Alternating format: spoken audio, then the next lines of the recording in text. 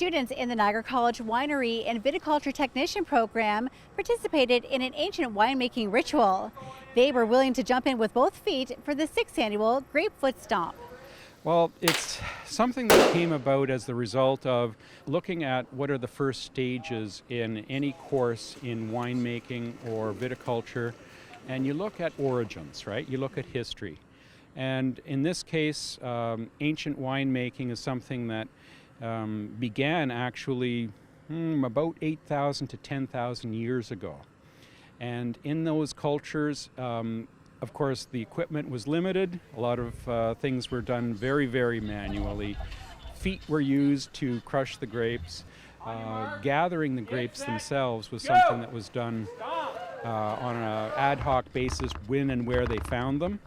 And that's much the way we tried to run this lab or this experiment or this exercise today.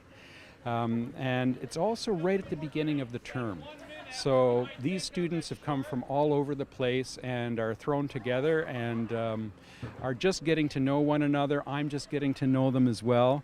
And it's an interesting way to break the ice and to get enthusiastic about something and start to learn a little bit about each other as well as about the process. Carlos, tell me a little bit about participating in today's event. Oh, it was a ton of fun. So we went out there, we picked some grapes, and it was free for all. You could pick any grape you wanted to, and then we came back, and you saw it. We stomped them like crazy, and it was a lot of fun. How did this activity actually help you to connect to the actual art of winemaking? Well, I think the whole objective of this is going to see what happens when you don't apply all the modern methods and you simply take the grapes and then let the natural yeast and so on do their thing. So I think that's the idea. And hopefully from that we're going to learn that the modern method is far superior and provides far superior wine. So let's hope that's the case. So Carlos, you came all the way from Ottawa to Niagara to be a part of this program. It's your first year. What's your thoughts so far? It's excellent. I recently retired from 33 years in the IT industry, and I sat down and I said, okay, so what next?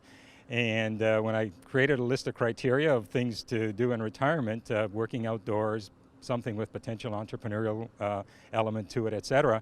This came up on the list. I looked around, and the Niagara College program just fit the bill perfectly.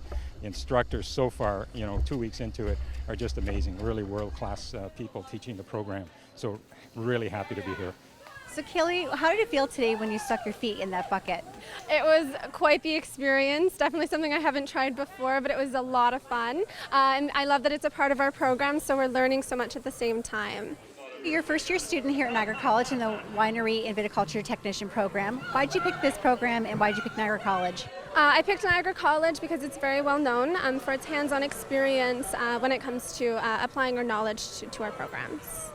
So what is your enrollment for this year's course?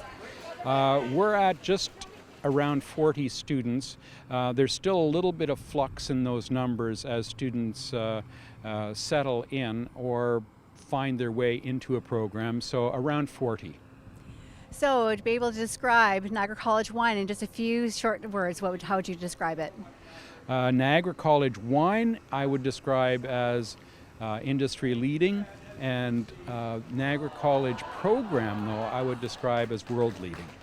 Students had a great time participating in the 6th annual Feed On event that gave them some insight into the history of their future careers.